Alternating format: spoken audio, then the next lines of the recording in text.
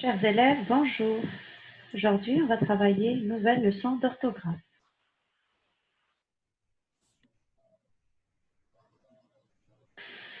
Notre leçon d'aujourd'hui est le pluriel des noms composés. On va identifier ce qu'est le nom composé et on va apprendre à écrire correctement son pluriel.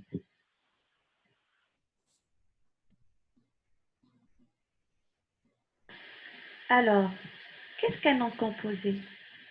Le nom composé est formé de plusieurs mots qui peuvent être de classes grammaticales différentes, qui sont reliés ou non par un trait d'union. Voyons ces deux exemples. Un casse-tête, deux mots qui sont reliés par un trait d'union. Une pomme de terre, deux mots qui sont reliés par la préposition de.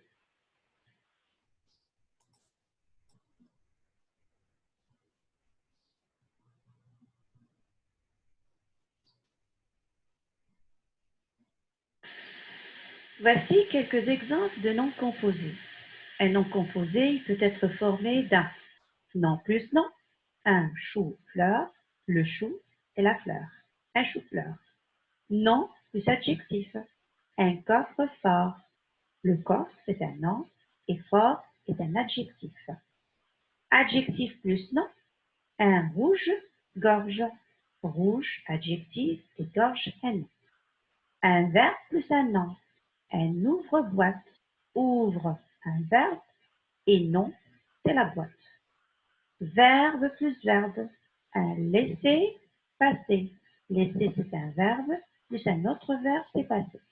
On peut avoir aussi un nom plus groupe prépositionnel ou un nom, on dit aussi nom plus préposition plus nom. Le groupe prépositionnel est formé d'une préposition plus un nom. Exemple, un arc en ciel. Vous avez un nom, une préposition en et un autre nom. Un arc en ciel.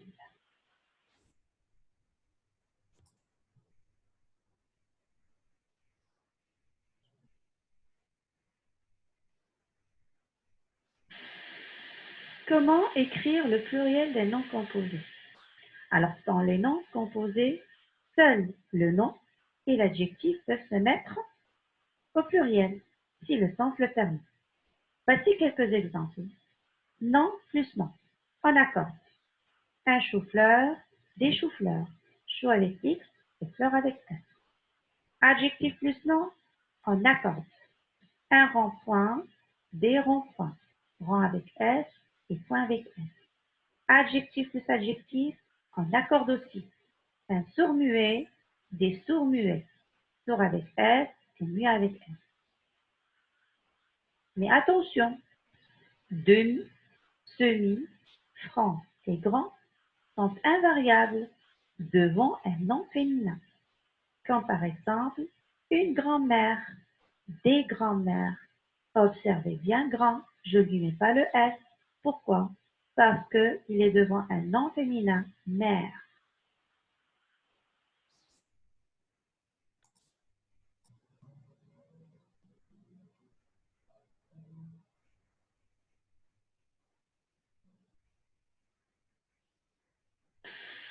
Attention, lorsque le nom composé est formé de deux noms unis par une préposition, en général, seul le premier nom s'accorde.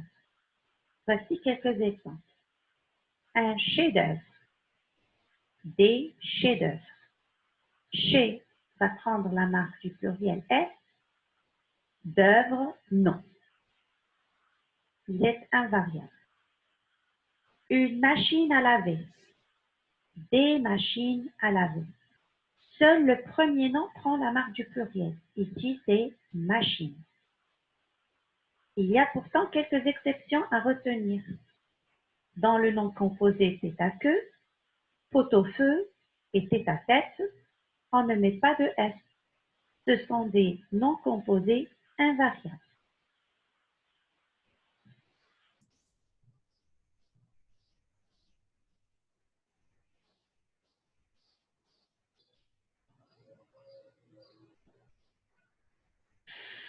Attention, dans un nom composé, parfois la préposition est sous-entendue, donc le deuxième nom ne va pas s'accorder, on ne va pas l'accorder. En général, on accorde les deux noms, mais là, il faudrait faire vraiment attention. Exemple, vous avez un timbre-poste, des timbres-poste, timbre va se mettre au pluriel, on va lui mettre la marque du pluriel, c'est le S, mais pas poste. Pourquoi? Parce que la préposition est sous-entendue, c'est-à-dire dans ma tête, je peux dire des timbres de la poste.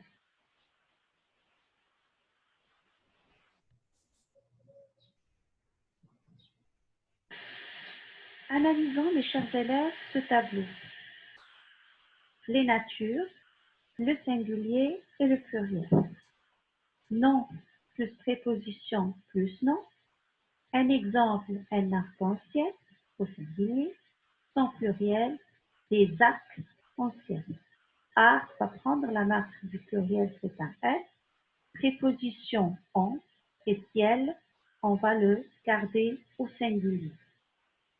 Un autre exemple, un nom plus un nom. Une porte, fenêtre. C'est une porte qui a une fonction aussi de fenêtre.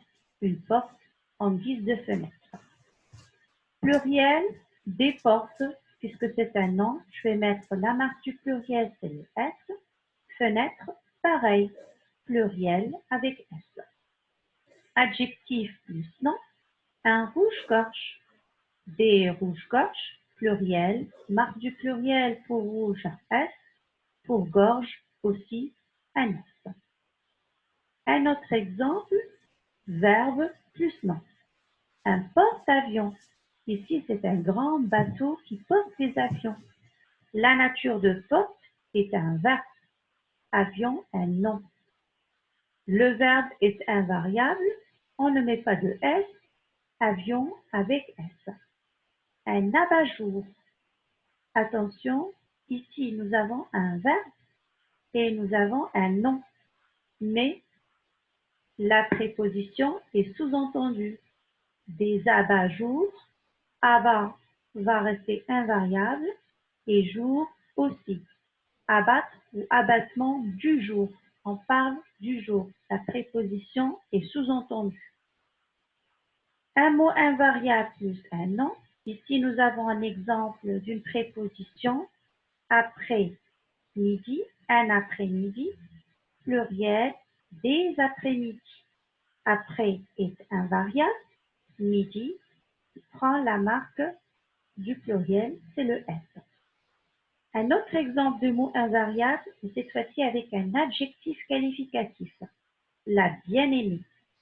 Le mot est invariable bien, mais aimer va prendre la marque du pluriel. Les bien-aimés. Marque du pluriel, c'est le S.